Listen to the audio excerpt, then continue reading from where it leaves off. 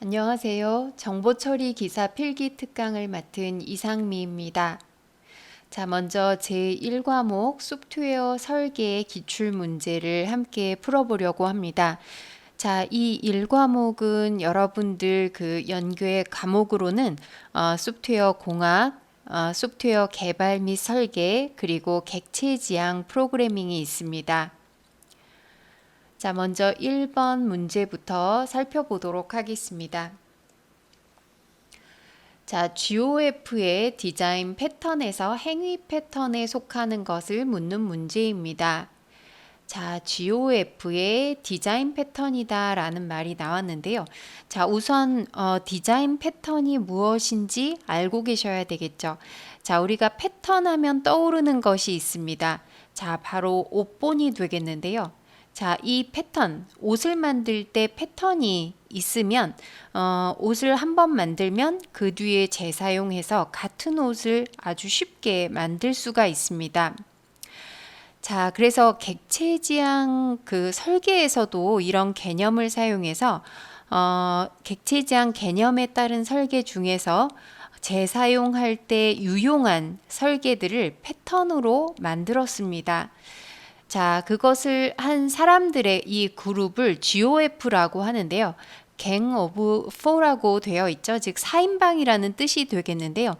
에릭 감마, 리차드 헬름, 랄프 존슨, 그리고 존 블리시데스라는 이 4명의 사람이 바로 디자인 패턴이라는 책을 만들어냈습니다. 자, 그래서 디자인 패턴이라는 것은 소프트웨어를 설계할 때 자주 발생하는 문제에 대한 해결 방법을 아예 패턴으로 만들어서 일반화한 것을 의미합니다.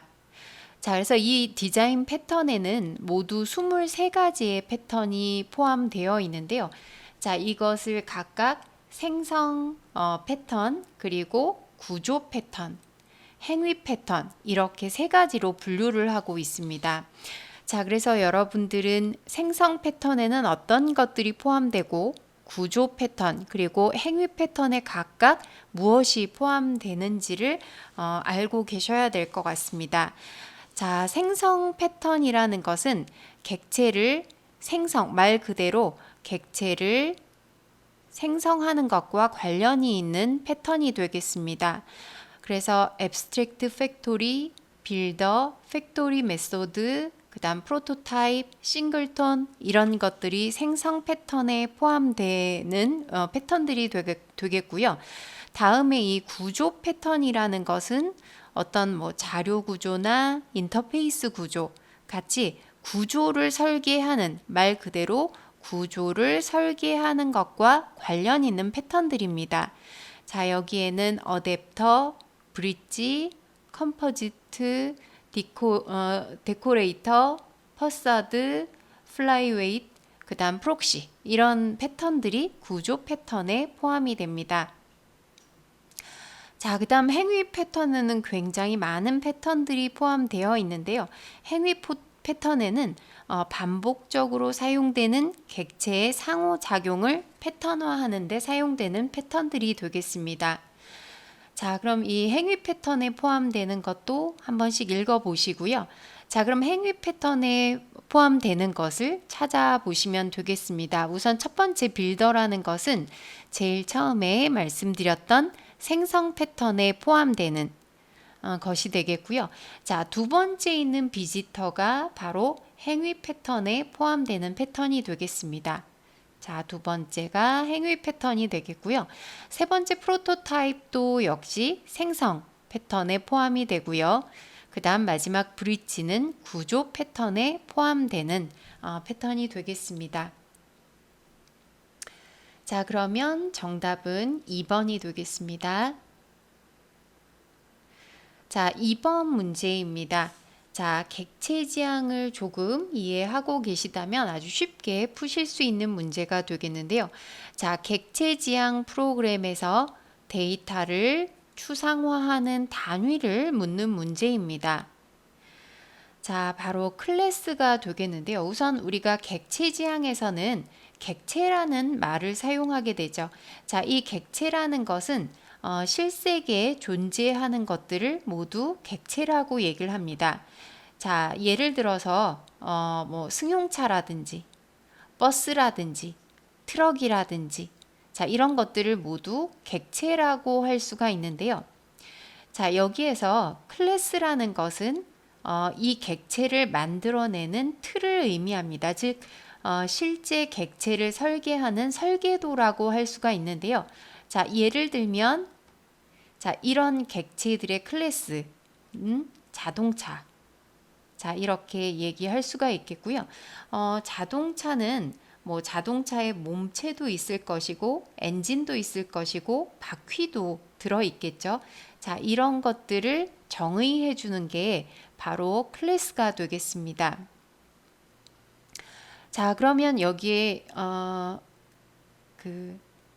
추상화라는 그런 말을 사용하고 있는데요. 추상화라는 것은 어떤 그 목적에 맞는 필수적인 정보만 뽑아내는 것을 우리가 추상화라고 얘기를 하죠. 추상화 그림 아마 떠오르실 텐데요. 그게 어떤 사물의 가장 특징적인 것들을 뽑아서 그리는 그림을 추상화라고 하죠. 자, 그런 것처럼 특정 목적에 맞는 필수 정보만 추출한 것을 추상화다라고 얘기를 합니다. 자, 그러니까 자동차의 필수 정보들, 뭐 자동차의 바디라든지 엔진이라든지 바퀴 이런 것들을 정의 내리는 것이죠. 자, 그래서 여기에서 묻고 있는 것은 바로 클래스에 관한 내용이 되겠고요. 자, 1번에 메소드라고 나와 있는데 이것은 우리가 보통 일반적인 프로그램에서는 함수라고 얘기하는 것이죠. 객체가 처리 메시지를 받고 수행할 구체적인 연산을 메소드다라고 얘기를 합니다. 자, 그 다음에 객체 지향 프로그램의 가장 큰 특징 중에 하나가 바로 상속성이 되겠죠.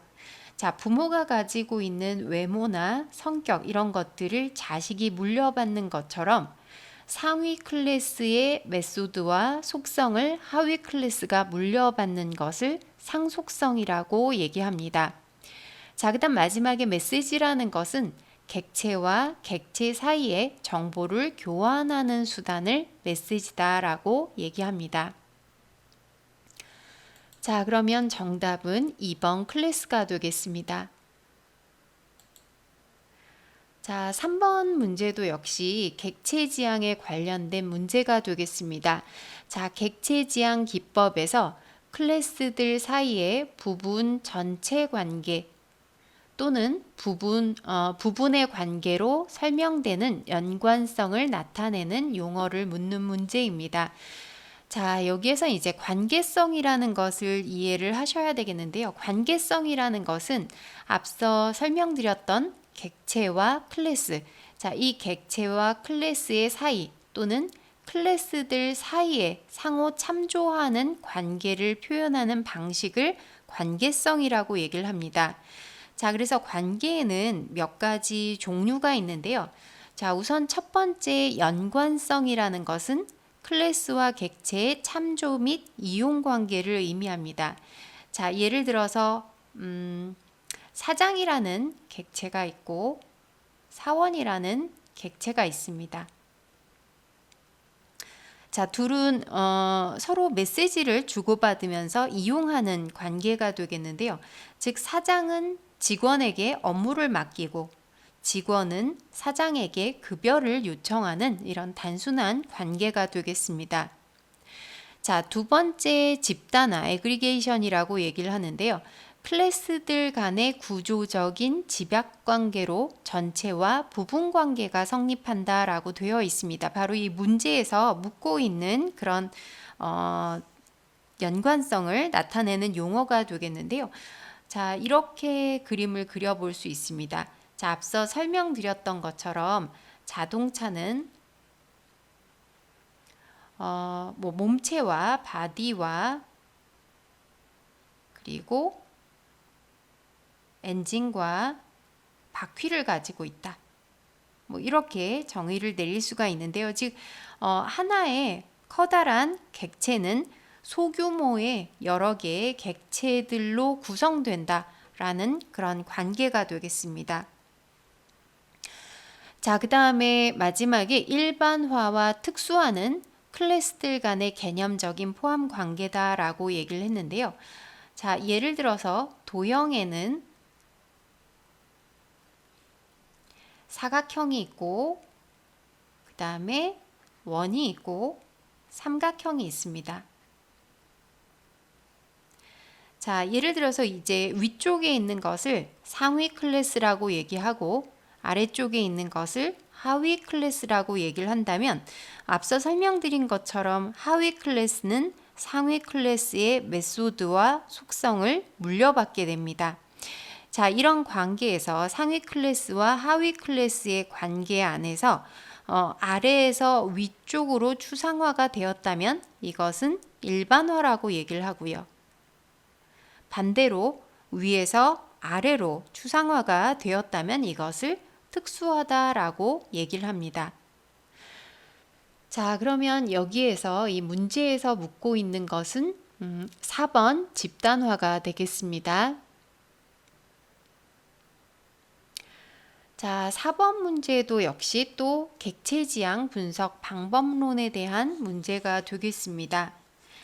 자, 객체지향 분석 방법론은 몇 가지 학자들에 의해서 주장이 되었는데요. 바로 럼바우, 그 다음 부치, 야콥슨, 코드와 유어돈, 그 다음 워프스브록. 자, 이런 사람들에 의해서 분석 방법론이 만들어졌습니다. 자, 그래서 각각 그 주장하고 있는 방법들, 이렇게 표현하는 방법들은 서로 다른데요. 각각 어떤 특징을 가지고 있는지 정도만 간단히 알고 계시면 되겠습니다. 자, 우선 럼바우의 분석 방법론은 굉장히 중요해서 뒤쪽에서도 이것에 관련된 문제가 있습니다. 그때 설명을 드릴 거고요. 일단 럼바우의 분석 방법론은 분석 활동을 객체 모델, 동적 모델, 기능 모델로 나누어서 수행하는 방법입니다. 자, 그 다음에 부치의 방법론은 미시적 그리고 거시적 개발 프로세스를 모두 사용하는 방법이 되겠고요. 야콥스는 유즈 케이스를 사용해서 분석합니다. 자, 그 다음 코드와 요도는 ER 다이어그램을 이용하게 되겠고요. 워프스브록의 특징은 분석과 설계 간 구분이 없다는 것입니다. 자, 이 정도만 좀 간단히 기억을 하시면 되겠고요. 자, 그럼 문제를 보시면 객체지향 분석 방법론 중에 자, ER 다이어그램을 사용해서 객체의 행위를 모델링하며 객체 식별, 구조 식별, 주체 정의, 속성 및 관계 정의, 서비스 정의 등의 과정으로 구성되는 것을 묻고 있습니다. 자, 그럼 ER 다이어그램을 사용하는 것은 앞서 설명드린 것처럼 코드와 요돈의 방법이 되겠죠? 자, 그러면 정답은 1번이 되겠습니다.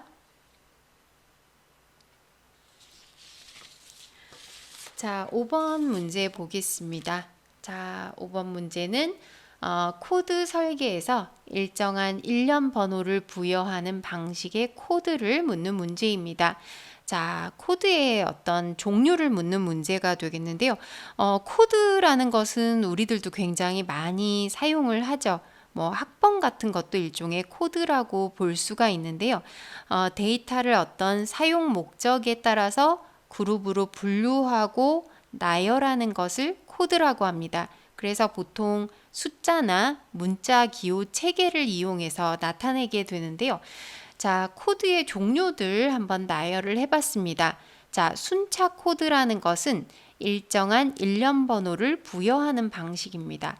자, 그래서 1번, 2번, 3번, 10번 이런 식으로 나타내는 것을 순차 코드라고 얘기합니다. 자, 그 다음 블록 코드라는 것은 공통 특성을 몇 개의 블록으로 구분해서 부여를 하는 건데요. 예를 들어서 뭐 100번부터 110번까지는 총무부이다. 그 다음에 111번부터 120번까지는 영업부다. 이런 식으로 블록 단위로 구분해서 부여하는 것을 블록 코드다라고 얘기합니다. 그 다음에 연상 코드는 연상이 된다는 그런 의미가 되겠는데요. 대상 항목의 명칭 등을 코드에 반영해서 대상에 대한 연상이 가능하도록 만든 것입니다. 예를 들면 TV-90이다 라고 한다면 TV인데 90인치 TV다. 자, 이런 어떤 특성을 연상할 수 있도록 만든 게 연상 코드가 되겠습니다. 자, 마지막에 표의 숫자 코드라는 것은 어떤 의미를 포함하고 있다는 그런 뜻이 되겠죠. 그래서 대상 항목의 중량이나 면적이나 용량 같은 물리적 수치를 이용해서 만든 것입니다. 예를 들어서 150-20-300이다. 첫 번째 있는 150이 두께고, 두 번째는 폭이고, 그 다음 세 번째는 길이다. 자, 이런 식으로 만든 것을 표의 숫자 코드다라고 얘기합니다.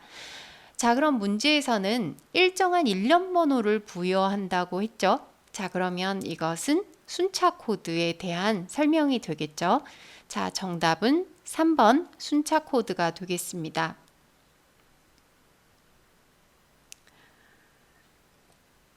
자, 다음 문제 보도록 하겠습니다. 소프트웨어 설계 시에 구축된 플랫폼의 성능 특성 분석에 사용되는 측정 항목이 아닌 것을 묻는 문제입니다. 자, 플랫폼의 성능 특성 분석에는 자, 아래쪽에 보시면 응답 시간과 가용성과 사용률 같은 것을 사용하게 됩니다. 자, 응답 시간이라는 것은 우리가 작업을 할 때 어떤 요청을 한 시간부터 그것의 결과가 나올 때까지, 즉 응답이 도착할 때까지 걸리는 시간을 응답 시간이라고 얘기를 하죠. 자, 그다음 가용성이라는 것은 시스템을 사용해야 될 때 바로 사용할 수 있는지, 기다리지 않고 바로 사용할 수 있는지, 즉시 사용 가능한 정도를 가용성이라고 얘기합니다. 자, 그 다음에 사용률이라는 것은 작업을 처리하는 동안에 CPU나 메모리, 네트워크 사용량 이런 것들을 우리도 확인할 수가 있죠. 자, 이것을 사용률이라고 하는데요. 바로 플랫폼 성능 분석에는 이렇게 응답 시간, 가용성, 사용률 같은 것을 사용해서 측정을 하게 됩니다. 자, 마지막에 지금 서버 튜닝이라고 나왔는데요. 서버 튜닝이라는 것은 서버를 튜닝해서 성능을 개선하는 것을 의미하는데요. 자, 이것은 플랫폼에서 반드시 필요한 것은 아니죠. 그래서 이 플랫폼의 측정 항목에는 포함이 되지 않습니다. 자, 그럼 정답은 4번이 되겠습니다. 자, 7번 문제 보겠습니다. 자, 자료 사전에 관한 문제가 되겠는데요. 자, 구조적인 분석을 하기 위해서 사용하는 방식이 세 가지 있다는 거 기억을 하셔야 되겠습니다. 자, 우선 첫 번째는 자료 흐름도가 되겠고요. 자, 자료 흐름도 DFD가 되겠죠. 그래서 이 DFD에 대해서 묻는 문제도 또 뒤쪽에 나왔는데요. DFD를 나타내는데 사용되는 도형들을 반드시 기억을 하고 계셔야 됩니다. 자, 그 다음 두 번째가 여기 나와 있는 자료 사전이 되겠습니다. 자, 자료 사전은 데이터 딕셔너리에서 DD 라고 부르게 되는데요. 자, 여기에서는 이 자료 사전에서 사용하는 기호를 묻고 있습니다. 자, 그 다음 세 번째 소단위 명세서라는 것이 있습니다. 그래서 구조적인 분석을 하는데 이런 세 가지 방법이 사용된다는 것을 알아두시고 특히 자료 흐름도와 자료 사전에서 사용되는 기호들은 반드시 암기를 하고 계셔야 됩니다. 자, 그럼 자료 사전이라는 것을 보시면 자료 사전은 자료 흐름도에 기술된 모든 자료에 대한 사항을 정의한 것입니다. 자료 흐름도 방금 말씀드렸던 DFD. 자, 그래서 DFD를 그리게 되는데요. 이 안에 포함된 자료들에 대해서 부연 설명을 마치 사전처럼 하고 있는 것이 자료 사전이 되겠습니다. 자, 그럼 여기에 사용되는 기호들은 이런 것들인데요. 자, 등호는 자료를 정의할 때 사용합니다. 그 다음 플러스 기호는 자료가 무엇과 무엇으로 구성됐는지를 나타내고요. 자, 중괄호는 자료의 반복을 나타내게 됩니다. 자, 그 다음 대괄호 안에 이렇게 발을 긋게 되면 자료를 선택, 즉 또는의 의미가 되겠죠. 뭐뭐 또는 뭐. 자, 그 다음 괄호는 자료의 생략을 나타내게 됩니다. 자, 그 다음 점점은 자료를 설명할 때 사용하게 되는데요. 예를 한번 들어보겠습니다. 자, 예를 들어서 소속이라는 것은 자료를 정의할 때는 등호를 사용하죠. 자, 그 다음 자료를 선택할 때는 대괄호를 쓰는데요. 자, 주 또는 야, 주간 또는 야간 중에 하나를 선택할 수 있게 하고요. 그 다음 여기에 학과, 학년, 그러니까 주 또는 야와 그 다음 학과와 학년으로 소속이 구성된다라는 그런 의미가 되겠습니다. 자, 그러면 보기를 보시면 중괄호는 앞서 반복을 의미한다라고 했고요. 자, 별표 기호는 앞에는 없었는데 주석을 나타냅니다. 자, 그 다음에 등호는 자료의 정의를 의미하게 되겠고요. 자, 괄호는 생략을 의미하게 됩니다. 자, 그럼 이 문제에서 자료의 생략을 의미하는 기호는 4번이 되겠습니다. 자, 8번 문제 보겠습니다. 이 문제는 요구사항 검토 방법에 대한 문제가 되겠습니다. 자, 요구사항을 분석해서 요구사항 명세서를 만들겠죠. 자, 그런데 이 요구사항 명세서 안에는 여러 가지 결함들이 포함되어 있을 수가 있습니다. 자, 이것들을 분석하는 방법이 되겠는데요. 자, 요구사항 명세서의 결함 여부를 담당자들이 수작업으로 분석하는 방법에 대한 내용이 되겠습니다. 자, 세 가지 방법이 있는데요. 동료 검토와 그 다음 워크스루 그리고 인스펙션 이렇게 세 가지가 있습니다. 자, 이 동료 검토 방식은 좀 비공식적인 방식이 되겠고요. 자, 아래로 내려갈수록 점점 더 공식적인 방식이 됩니다. 자, 이 인스펙션이라는 것은 공식적인 그런 회의 방식이 되겠는데요. 자, 우선 동료 검토라는 것은 요구사항 명세서 작성자가 그러니까 개발자가 되겠죠. 내용을 설명하고 동료들이 이것을 검토하는 방법이 되겠는데요. 가장 손쉬운 방법이 되겠습니다. 자, 그러니까 그 요구사항 명세서 작성자가 동료들을 한두 명 정도 모아놓고 비공식적으로 검토를 하는 그런 방법이 되겠습니다. 자, 반면에 워크스루라는 것은 요구사항 명세서를 미리 배포를 합니다. 미리 배포하고 사전 검토한 후에 회의를 통해서 결함을 발견하는 방법이 되겠는데요. 자, 동료 검토보다는 한 단계 위의 방법이 되겠고요. 개발자가 역시 소수의 대여섯 명 이렇게 소수의 동료 개발자 앞에서 프리젠테이션을 한다고 생각하시면 되겠습니다. 자료를 미리 배포하고 프리젠테이션을 통해서 이 회의를 통해서 결함을 발견하는 방법이 되겠죠. 자, 마지막에 인스펙션은 가장 공식적인 발표 방법이 되겠는데요. 자, 요구사항 명세서 작성자를 제외한 전문가들이 자, 그러니까 이 작성자가 아닌 사람이 이 회의를 주최한다는 그런 의미가 되겠죠. 자, 전문가들이 모여서 요구사항 명세서의 결함을 발견하는 방법이 되겠는데요. 자, 이 전문가들은 검사관이라고도 부르게 됩니다. 자, 그럼 여기 문제에서 검토회의 전에 요구사항 명세서를 미리 배포한다고 했고요. 사전 검토를 해서 짧은 검토 회의를 통해서 오류를 조기에 검출한다라고 했습니다. 자, 그러면 이것은 워크스루에 해당되는 내용이 되겠죠. 자, 그럼 정답은 3번 워크스루가 되겠습니다.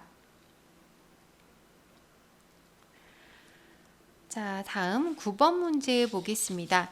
자, 케이스가 갖고 있는 주요 기능이 아닌 것을 묻는 문제입니다. 자, 그러면 이제 케이스가 무엇인지 알고 계셔야 되겠는데요. 자, 케이스라고 하는 것은 요구 분석, 설계, 구현, 검사 및 디버깅 과정. 자, 이게 소프트웨어를 개발하는 전 과정이 되겠죠. 자, 그래서 이 소프트웨어 개발의 전 과정 또는 일부에서 자, 컴퓨터와 전용 소프트웨어 도구를 이용해서 자동화를 하는 것입니다. 그러니까 이런 과정을 도와주는 어떤 도구들을 의미한다고 생각하시면 되겠습니다. 자, 이 케이스를 사용했을 때는 개발 기간이나 비용을 단축할 수 있는 특징이 있고요. 소프트웨어의 품질도 향상시킬 수가 있습니다. 자, 그리고 유지 보수도 쉬워지고 재사용성도 증가시킬 수 있는 그런 특징이 있는데요. 자, 케이스 도구들은 다양한 프로그램들로 구성이 되는데요. 자, 우선 차트와 다이어그램을 만들 수 있는 그래픽 기능이 있고요. 자, 화면과 리포트를 생성해주는 생성기가 있고 데이터 사전도 포함되고요. 분석과 검사를 할 수 있는 도구, 코드 생성기, 문서 생성기 이런 것들이 포함이 됩니다. 자, 그럼 여기에서 케이스가 갖고 있는 기능이 아닌 것을 묻고 있는데요. 자, 일단 그래픽을 지원한다고 했습니다. 자, 그리고 소프트웨어 생명 주기. 자, 이 과정이 모두 소프트웨어의 생명 주기가 되겠죠. 전 단계를 연결할 수가 있습니다. 그 다음 3번에 언어 번역이라고 있는데 언어를 번역할 때는 컴파일러 프로그램을 이용하게 되죠. 케이스와는 상관이 없는 설명이 되겠고요. 다양한 소프트웨어 개발 모형을 지원한다. 자, 이것도 옳은 설명이 되겠습니다. 자, 그러면 케이스의 주요 기능이 아닌 것은 3번 언어 번역이 되겠습니다. 자, 10번 문제 보겠습니다. 자, XP의 5가지 가치로 거리가 먼 것을 묻는 문제인데요. 자, 이 XP를 이해하시려면 애자일 방법론을 먼저 이해를 하셔야 됩니다. 자, 애자일 방법론 아마 많이 들어보셨을 것 같은데요. 자, 애자일 방법론이라는 것은 2001년도에 발표가 되었는데요. 자, 이 애자일이라는 단어의 뜻은 민첩하다, 날렵하다 이런 뜻을 가지고 있습니다. 자, 그래서 고객의 요구에 어떤 굉장히 민첩한 반응을 보여서 개발할 수 있는 방법론이 애자일 방법론이 되겠는데요. 어떤 정해진 계획을 따르는 것보다는 개발 주기나 개발 환경에 유연하게 대처할 수 있는 방법이 되겠습니다. 자, 우리가 소프트웨어 개발 방법론으로 가장 유명한 것이 바로 폭포수 모델이 되겠는데요. 자, 이 폭포수 모델의 특징과는 굉장히 반대의 의미를 가지는 방법론이 애자일 방법론이 되겠습니다. 자, 애자일 방법론에 속하는 것 중에 하나가 XP, 바로 익스트림 프로그래밍이 되겠는데요. 켄트 백이라는 사람이 제안한 애자일 개발 방법론이 되겠습니다. 자, 그래서 개발 문서보다는 소스 코드를 더 중시하고 조직적인 개발 움직임보다는 개개인의 책임과 용기를 강조하는 개발 방법론이 바로 XP가 되겠습니다. 자, 이 XP에서는 5가지 가치, 즉 밸류를 내세우고 있는데요. 자, 이 5가지 가치가 무엇인지 알아두시면 좋겠습니다. 자, 우선 첫 번째는 용기가 되겠는데요. 고객의 요구사항 변화에 능동적인 대처를 할 수 있는 용기입니다. 즉, 변화에 두려움 없이 대처한다는 그런 뜻이 되겠고요. 자, 두 번째는 단순성입니다. 자, 부가적 기능, 사용되지 않는 구조와 알고리즘은 배제한다. 자, 그러니까 개발자 모두가 쉽게 이해할 수 있도록 단순하게 설계한다는 그런 의미가 되겠습니다. 자, 그 다음 커뮤니케이션이 있는데요. 개발자, 관리자, 고객 간의 원활한 의사소통을 강조하고 있습니다. 자, 그 다음 피드백이 있습니다. 지속적인 테스트와 반복적인 결함을 수정하고 빠른 피드백을 한다. 빠른 피드백을 함으로써 소프트웨어가 빠르게 발전할 수가 있겠죠. 자, 그 다음에 존중, 리스펙트인데요. 모든 프로젝트 관리자는 팀원의 기여를 존중합니다. 즉 팀원 간의 믿음을 증대한다는 가치를 가지고 있습니다. 자, 이 5가지를 하나하나 알지 못한다고 하더라도 답을 쉽게 맞출 수가 있을 것 같은데요. 자, 우선 용기와 의사소통과 피드백은 모두 5가지 가치에 포함이 되겠고요. 자, 정형 분석. 정형이라는 것은 어떤 틀에 갇혀 있다는 그런 의미가 되겠는데요. 자, 이것은 XP와는 관계가 없는 그런 내용이 되겠습니다. 자, 그럼 정답은 3번이 되겠습니다. 자, 11번 문제 보겠습니다. 자, DBMS의 분석 시에 고려 사항으로 거리가 먼 것은 자, 데이터베이스 매니지먼트 시스템을 분석할 때 고려해야 될 사항이 아닌 것을 묻는 문제입니다. 자, 보시면 쉽게 아실 수가 있을 것 같은데요. 자, 일단 DBMS를 분석할 때 고려할 사항들 아래에 하나씩 적어봤습니다. 자, 우선 가용성이라는 것은 장기간 시스템을 운영할 때 장애 발생 가능성이 되도록 없어야 한다는 것이죠. 즉, 백업이나 복구의 편의성 등을 강조한 그런 기능이 되겠습니다. 자, 2번째 성능입니다. 대규모 데이터를 처리할 수 있는 성능이 있는지 이것을 판단해야 되는데요. 테이블을 분할해서 저장하는지 이런 것을 지원하는지 여부도 포함이 됩니다. 자, 그 다음 기술 지원이 되겠는데요. 자, DBMS 제조 업체들 상당히 다양한데요. 안정적인 기술 지원을 하고 있는지 고려를 해야 한다는 것이죠.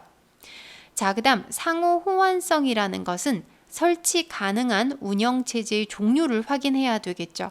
자, 우리 기업에서 설치되어 있는 운영체제와 이 DBMS가 지원하는 운영체제가 맞아야 한다는 것이죠.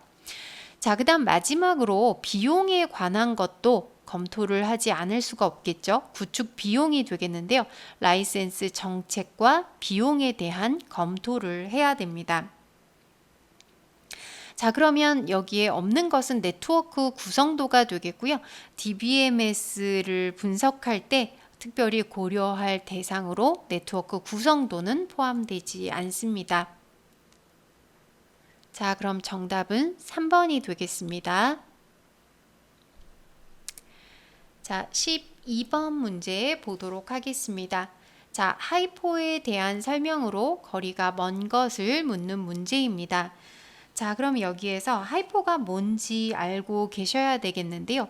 자, 이 하이포라는 것은 계층적으로 인풋과 입력과 프로세스 처리, 그 다음 아웃풋 출력. 자, 입력과 처리와 출력을 상세히 표시하는 그런 기능이 되겠습니다. 자, 아래쪽에 설명이 있는데요. 이 하이포라는 것은 우선 하향식 개발을 위해서 사용한다는 것을 기억해 주셔야 되겠습니다. 자, 소프트웨어를 개발하는 방식은 상향식 방식이 있고 하향식 방식이 있습니다. 자, 상향식이라는 것은 위로 올라간다는 그런 뜻을 가지고 있죠. 그래서 우선 작은 기능의 모듈을 만들고 이 모듈들을 계속 연결해 나가는 그런 방식이 되겠습니다. 그래서 작은 것부터 점점 큰 쪽으로 흘러나가는 형태가 되겠는데요. 하향식이라는 것은 먼저 큰 문제를 정의하고 자, 여기에 필요한 요소들을 분해하고 또 다시 요소들을 분해하고 이런 과정으로 되어 있는 것이 하향식 방식이 되겠습니다. 자, 그래서 이 하이포라는 것은 하향식 개발을 위한 시스템 설계와 문서화를 할 수 있는 도구가 되겠습니다. 자, 하이포는 3가지 도표로 구성이 되는데요. 가시적인 도표와 총체적인 도표, 그리고 세부적인 도표로 구성됩니다. 자, 요것은 한번 인터넷에서 구글 같은 데서 찾아보시면 그림을 보시면 쉽게 이해가 가실 텐데요. 자, 가시적인 도표라는 것은 시스템의 전체적인 기능과 흐름을 트리 구조로 이런 형태로 만드는 것이 바로 가시적인 도표가 되겠습니다. 자, 그럼 총체적인 도표라는 것은 입력과 처리와 출력을 이 하이포가 상세히 나타낸다고 했는데요. 자, 입력과 그 다음에 처리 부분 그리고 출력 부분. 자, 이것에 대해서 전반적인 정보를 나타내는 것이 총체적 도표가 되겠고요. 그 다음에 세부적 도표라는 것은 이 총체적 도표를 좀 더 상세하게 나타낸 그런 도표가 되겠습니다. 자, 하이포 다이어그램은 분석과 설계의 도구로 사용할 수가 있겠고요. 기능과 자료의 의존 관계도 표현할 수가 있습니다. 자, 그리고 이런 그 도표들로 나타내게 되면 아무래도 보기 쉽고 이해하기 쉬운 그런 특징을 가지고 있겠죠. 자, 이 문제에서는 하이포에 대한 설명으로 거리가 먼 것을 찾는 것입니다. 자, 1번에 보시면 상향식 소프트웨어 개발을 위한 문서화 도구다라고 했는데요. 하이포는 하향식 소프트웨어 개발에 사용된다는 것 설명을 드렸습니다. 자, 하이포 차트 종류에는 가시적 도표, 총체적 도표, 세부적 도표가 있다는 것 기억을 하셔야 되겠습니다. 자, 기능과 자료의 의존 관계 동시에 표현할 수가 있습니다. 자, 그리고 보기 쉽고 이해하기 쉬운 특징도 가지고 있습니다. 자, 그러면 정답은 1번이 되겠습니다. 자, 13번 문제 보도록 하겠습니다. 자, UI 설계 원칙에서 누구나 쉽게 이해하고 사용할 수 있어야 한다는 것은 자, 이 문제는 뭐 하나하나 뜻을 잘 모르시더라도 아주 쉽게 맞추실 수 있는 그런 문제인 것 같습니다. 자, 우선 UI부터 한번 정리를 해보겠습니다. UI는 잘 알고 계시겠지만 유저 인터페이스의 약어가 되겠죠. 자, 유저 인터페이스라는 것은 사용자와 컴퓨터 간의 의사소통을 할 수 있도록 이 소통을 원활하게 해줄 수 있는 것을 UI라고 얘기합니다. 그래서 UI는 뭐 CUI라든지 캐릭터로 사용자와 소통을 하는 것이죠. 뭐 도스라든지 유닉스 같은 운영체제 시스템이 여기에 포함되고요. 자, 그 다음 대부분 우리가 사용되는 것이 GUI가 되겠죠. 그래픽으로 대화를 나눈다든지 또는 요즘에는 NUI라고 해서 내추럴 유저 인터페이스입니다. 즉 사람의 말이나 행동으로 인터페이스를 할 수 있는 그런 방식들이 되겠죠. 이런 여러 가지들이 있는데요. 자, 이런 것들을 설계하는 원칙에는 4가지가 있습니다. 자, 우선 첫 번째는 직관성이 있는데요. 누구나 쉽게 이해하고 사용해야 됩니다. 뭐 설명을 하지 않더라도 뭐 그림만 보고도 이게 무엇을 의미하는지를 쉽게 알 수 있어야 된다는 것이죠. 자, 두 번째 유효성이라는 것은 사용자의 목적을 정확하게 달성해야 한다는 것입니다. 자, 그 다음 학습성은 배우기 쉬운 그런 성질을 의미하겠죠. 누구나 쉽게 배우고 익힐 수 있어야 한다는 것이고요. 마지막에 유연성이라는 것은 사용자의 요구사항을 최대한 수용하고 또 오류를 최소화해야 한다는 그런 특징이 되겠습니다. 자, 그럼 문제에서는 누구나 쉽게 이해하고 사용할 수 있어야 한다는 성질이라고 했으니까 쉽게 이해하고 사용할 수 있는 것은 직관성이 되겠죠. 자, 그러면 정답은 2번 직관성이 되겠습니다. 자, 14번 문제입니다. 자, 앞서 그 객체 지향 분석 방법론에 대한 문제가 나왔는데요. 자, 여기에서 다시 럼바우의 객체 지향 분석 절차를 묻고 있는 그런 문제가 되겠습니다. 자, 그래서 이 럼바우의 객체 지향 분석 절차는 정확하게 알고 계셔야 될 것 같은데요. 자, 럼바우의 분석 방법은 분석 활동을 객체 모델, 그리고 동적 모델, 기능 모델로 나누어서 수행한다는 것입니다. 자, 요것을 순서대로 객체, 동적, 기능 이렇게 순서대로 알고 계셔야 될 텐데요.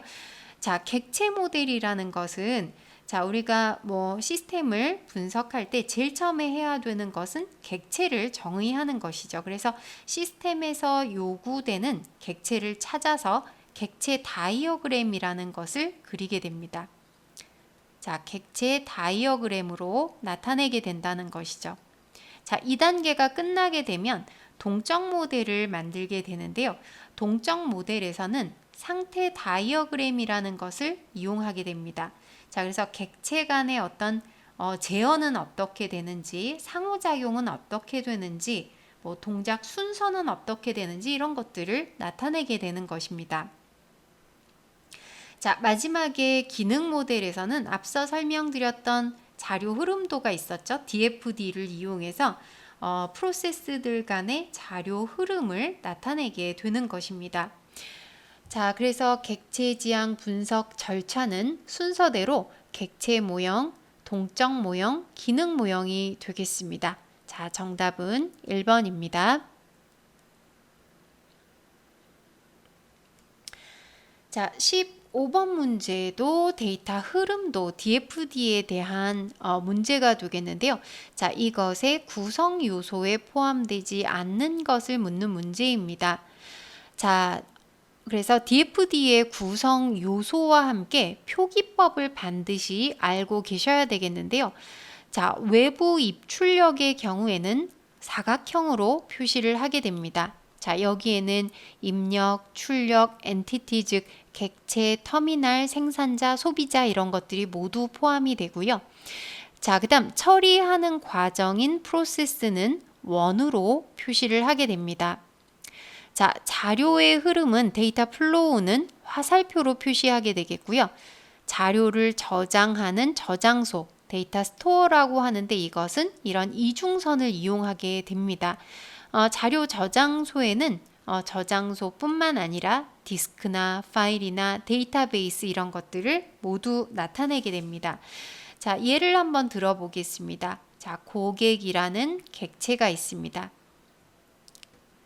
자, 고객 객체가 주문서를 입력합니다. 주문서를 입력하는 처리 과정, 프로세스가 되겠죠. 자, 그리고 주문서를 입력하게 되면 우선 재고를 확인하는 프로세스를 거치게 됩니다. 근데 재고 확인은 어떻게 할까요? 재고 확인은 재고 파일 안에서 하게 되겠죠. 뭐 이런 식으로 그리는 것이 DFD라고 생각하시면 됩니다. 자, 그럼 DFD의 구성 요소에 포함되지 않는 것. 자, 프로세스 포함이 되고요. 데이터 플로우 포함되죠. 화살표로 표시하고 데이터 스토어는 이중선으로 표시합니다. 자, 데이터 딕셔너리는 DFD의 일부가 아니죠. 별도로 존재하는 구조적인 분석 방법이 되겠습니다. 자, 그러면 정답은 4번이 되겠습니다. 자, 16번 문제 한번 보겠습니다. 자, UML 확장 모델에서 스테레오 타입 객체를 표현할 때 사용하는 기호로 맞는 것을 묻는 문제입니다. 자, 이 UML이라는 것은 Unified Modeling Language라고 하죠. 그러니까 모델 언어가 되겠는데요. 자, 시스템 개발 과정에서 개발자들 간에 어떤 표현하는 방법이 서로 다르게 되면 의사소통이 제대로 되지 않겠죠. 그래서 서로 의사소통을 원활하게 하기 위해서 표준화한 모델링 언어가 바로 UML이 되겠습니다. 자, 그래서 앞서 그 객체 지향 분석 방법론을 내세운 사람들 중에 럼바우와 부치와 야콥슨이 있었는데요. 이 세 사람의 모델링 방식이 각각 다 다른데요. 이것을 통일해서 새롭게 만든 것이 UML이 되겠습니다. 자, 그래서 뒤쪽에 이제 마지막 문제에 이 UML을 나타내는 다이어그램에 대해서 또 간단히 설명을 드릴 건데요. 자, 아래쪽에 이 그림을 보시면 이 다이어그램은 클래스 다이어그램이라고 얘기를 합니다. UML에서 가장 흔하게 보는 그런 형태가 되겠는데요. 자, 클래스에 대한 것을 나타내는데 맨 위쪽에 있는 것이 클래스의 이름이 되겠습니다. 그 다음에 아래쪽에 이렇게 마이너스로 표시되어 있는 이름, 학번, 전공, 과목이 모두 클래스가 가지고 있는 속성, 즉 특징이 되겠고요. 자, 그 다음 마지막에 있는 플러스로 표현한 수강하다라는 것이 연산이 되겠습니다. 클래스가 수행하는 어떤 책임, 메서드를 의미한다고 생각하시면 되겠죠. 자, 그래서 이런 형식으로 표현을 하는데요. 자, 여기에서 스테레오타입 객체를 표현한다고 했습니다. 그래서 스테레오타입 객체라는 것은 어떤 기본적인 다이어그램에서 정의되지가 않은 새로운 속성과 제약 사항 등을 추가할 때 사용하게 되는데요. 자, 그것은 뭐 예를 들면 이 클래스 위쪽에 이렇게 꺽쇠 기호를 사용하게 되는데요. 이것을 길러맷이라고 얘기를 합니다. 쌍꺽쇠 비슷하게 생긴 모양인데 약간 작게 생긴 모양이 되겠는데요. 자, 이것을 이용해서 이 안에 뭐 이것은 뭐 인터페이스다, 뭐 컨스트럭터다. 자, 이런 식으로 설명을 적게 되는 것입니다. 자, 그럼 이 문제에서 스테레오타입 객체를 표현할 때 사용되는 것은 1번 길러맷이 되겠습니다. 자, 17번 문제는 미들웨어에 대해서 묻는 문제가 되겠습니다. 자, 그럼 우선 이것을 풀기 위해서 미들웨어가 무엇인지 알고 있어야 될 것 같은데요. 자, 이 미들웨어는 말 그대로 어떤 중간에 있다는 그런 의미로 받아들일 수가 있겠죠. 그래서 양쪽을 연결해서 데이터를 주고받을 수 있도록 중간에서 매개 역할을 하는 소프트웨어다라고 생각할 수가 있겠습니다. 자, 요 미들웨어에 대한 좋은 그림이 있어서 제가 하나 가지고 왔는데요. 자, 지금 보시면 운영체제와 응용 서비스, 여러 가지 응용 프로그램 사이에서 위치하고 있는 것이 바로 미들웨어가 되겠습니다. 자, 그래서 이 미들웨어는 지금 보시면 뭐 하드웨어나 운영체제상의 독립성을 제공하는 기능, 그리고 응용 실행을 위한 기반 기능을 제공한다라고 되어 있어서요. 이 미들웨어에는 여러 가지 것들이 포함이 되는데 분산 시스템 소프트웨어나 IT 자원 관리에 대한 것, 서비스 플랫폼, 네트워크 보안 이런 것들이 모두 미들웨어의 기능이라고 볼 수가 있습니다.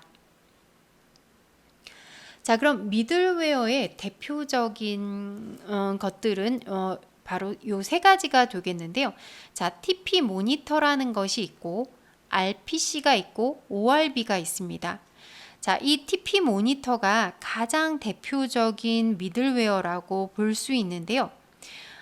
클라이언트 서버 시스템에서 좀 안정된 트랜잭션 요구의 해결책이 되겠습니다. 자, 그래서 온라인 트랜잭션 업무에서 트랜잭션이 올바르게 처리되고 있는지 데이터를 감시하고 제어하는 미들웨어인데요. 이 트랜잭션은 우리 데이터베이스에서 사용되는 그런 용어가 되겠죠. 그래서 3과목 문제풀이를 하면서 트랜잭션에 대해서 좀 더 설명을 드리도록 하겠습니다. 자, 그래서 이 TP라는 것의 T가 바로 트랜잭션이 되겠고요. P는 프로세싱을 의미한다고 볼 수가 있습니다. 자, 두 번째 RPC는 RPC라는 것은 일종의 전통적인 프로그램에서 우리가 서브루틴을 호출하게 되죠. 그런 것과 굉장히 비슷하다고 생각하시면 되는데요. 자, 프로그램 내에서 서브 루틴을 호출하는 것이 아니라 다른 컴퓨터의 원격 프로시저를 호출하는 미들웨어가 되겠습니다. 자, 말 그대로 원격 프로시저를 호출한다. 자, 이렇게 보시면 되겠습니다. 자, 그 다음 ORB도 객체 지향 미들웨어로 코바 표준 스펙을 구현한 미들웨어다라고 했는데요. 자, ORB라는 것은 로컬과 또 원격 객체들 사이의 통신을 담당하게 되는데요. 자, 요건 앞서 설명드렸던 RPC의 기능도 포함하고 있는 미들웨어가 되겠습니다. 자, 그럼 문제에서는 트랜잭션이 올바르게 처리되고 있는지 데이터를 감시하고 제어한다 라고 했으니까 이것은 3번 TP 모니터가 되겠습니다. 자, 18번 문제 보도록 하겠습니다. 자, 소프트웨어 개발 방법 중에 자, 요구사항 분석과 가장 거리가 먼 것을 찾는 것입니다. 자, 우리가 소프트웨어 개발을 하기 위해서 제일 처음에 거쳐야 되는 과정이 바로 요구사항을 분석하는 그런 과정이 되겠죠. 어떤 소프트웨어를 개발해야 되는지 이 고객과 충분히 얘기가 되어야 하는데요. 자, 요구사항 분석에서는 요구사항들 간에 상충되는 것을 해결하고 자, 소프트웨어 범위를 파악하는 거죠. 어떤 정도의 소프트웨어를 만들어야 될지를 파악하고 소프트웨어가 환경과 어떻게 상호작용하는지 이해하는 그런 과정이 포함됩니다. 자, 그리고 사용자 요구사항의 타당성을 조사하는 거죠. 자, 그리고 타당성에 맞더라도 또 비용이나 일정이 맞지 않으면 소프트웨어를 개발할 수가 없겠죠. 자, 이런 것들에 대한 제약을 설정하게 됩니다. 자, 그리고 시스템 요구사항을 정제하고 소프트웨어 요구사항을 도출하게 되는데요. 자, 그럼 보기를 한번 보겠습니다. 비용과 일정에 대한 제약 설정 필요하겠죠. 자, 그 다음에 타당성을 조사해야 됩니다. 자, 요구사항을 분석했으면 요구사항 정의를 문서화해야 되겠죠. 자, 그러나 2단계 설계 명세서는 포함되지 않습니다. 자, 그러면 정답은 4번이 되겠습니다. 자, 19번 문제 보겠습니다. 자, 공통 모듈에 대한 내용이 되겠는데요. 자, 공통 모듈에 대한 명세 기법을 묻는 문제입니다. 자, 공통 모듈이라는 것은 잘 아실 텐데요. 우리가 이런 객체 지향에서는 이제 작은 모듈 단위로 프로그래밍을 하게 되는데요. 공통 모듈이라는 것은 여러 프로그램에서 공통적으로 사용하는 모듈들을 모아놓은 것입니다. 자, 그래서 공통 모듈을 사용하게 되면 재사용이 가능한 그런 장점이 있다고 볼 수가 있겠죠. 그래서 예를 들어서 여러 프로그램에서 공통적으로 날짜를 처리하는 모듈을 사용한다. 그러면 이것을 공통 모듈 안에 담아 놓을 필요가 있는 것입니다. 자, 공통 모듈의 명세 기법으로는 정확성, 명확성, 완전성, 일관성, 추적성이 있습니다. 자, 쉬운 단어인 것 같으면서도 조금 또 비슷한 뜻을 갖고 있기 때문에 잘 구분하셔야 되겠는데요. 자, 정확성이라는 것은 자, 이 해당 기능이 실제 시스템 구현 시에 필요한지 여부를 알 수 있도록 정확하게 작성한다는 것입니다. 자, 필요한지 여부를 알 수 있어야 된다. 그 다음 명확성이라는 것은 정확성과는 조금 다르죠. 해당 기능에 대해서 일관되게 이해하고 한 가지로 해석될 수 있어야 된다. 자, 의견이 분분하지 않도록 정확하게 명확하게 써야 된다는 거죠. 한 가지로만 해석될 수 있도록 작성해야 된다. 자, 그 다음 완전성이라는 것은 필요한 것을 모두 기술한다는 뜻이 되겠죠. 시스템이 구현될 때 필요하고 요구되는 모든 것을 기술해야 됩니다. 자, 그 다음 일관성은 공통 기능들 간의 상호 충돌이 없도록 작성해야 된다는 것이고요. 자, 추적성이라는 것은 식별이 가능해야 된다는 것이죠. 공통 기능에 대한 요구사항 출처와 관련 시스템 등의 유기적 관계에 대해서 식별할 수 있도록 다시 찾아갈 수 있도록 정확하게 작성을 해야 한다는 것입니다. 자, 그럼 문제에서 해당 기능에 대해서 일관되게 이해하고 한 가지로 해석한다는 것은 명확성의 특징이 되겠죠. 자, 그러면 정답은 2번이 되겠습니다. 자, 마지막 20번 문제 보겠습니다. 자, 앞서 설명드렸던 UML에 대한 내용이 되겠는데요. 자, UML 모델은 여러 가지 다이어그램들로 나타낼 수가 있습니다. 자, 그래서 UML에서는 구조 다이어그램이라는 것과 행위 다이어그램이라는 것으로 구성이 되는데요. 자, 구조 다이어그램은 시스템의 어떤 그 정적인 구조를 보여주는 다이어그램이 되겠습니다. 자, 그래서 다양한 추상화나 구현 수준에서 시스템의 구성 요소들 간의 관계, 이런 것들을 보여주는 것이 되겠는데요. 자, 여기에는 앞서 보여드렸던 클래스 다이어그램이 포함이 됩니다. 자, 이외에도 객체 다이어그램, 복합체 구조 다이어그램, 그리고 배치 다이어그램, 컴포넌트 다이어그램, 패키지 다이어그램 등이 있습니다. 자, 굉장히 많은 종류가 되겠는데요. 자, 요것도 인터넷에서 한번 그림들을 찾아보시면 어떻게 다른지 전체적인 것들을 구분하실 수가 있을 것 같습니다. 자, 그 다음 이제 행위 다이어그램이라는 것은 좀 동적인 행위들을 보여주는 다이어그램이 되겠죠. 시스템 내의 객체들의 동적인 행위를 보여주는 것인데요. 시간의 변화에 따른 변경을 설명하게 됩니다. 자, 그래서 활동 다이어그램, 상태 다이어그램, 유스케이스 다이어그램, 상호작용 다이어그램, 이런 것들이 포함되어 있습니다.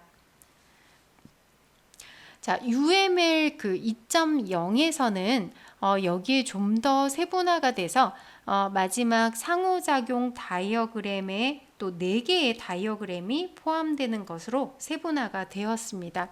자, 그래서 이게 전체는 아니라는 것 알아두시면 되겠고요. 자, 그럼 여기에서 UML 모델에서 사용하는 스트럭처럴 다이어그램, 즉 구조 다이어그램에 포함되지 않는 것을 묻는 것입니다. 자, 클래스 다이어그램 포함이 되고요.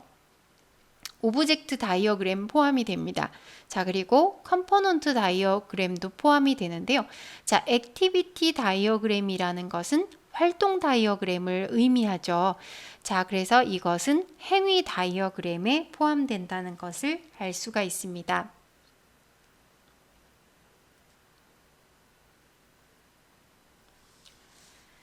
자, 그럼 여기까지 1과목 소프트웨어 설계에 대한 해설을 모두 마치도록 하겠습니다. 저는 또 2과목에서 뵙도록 하겠습니다. 감사합니다.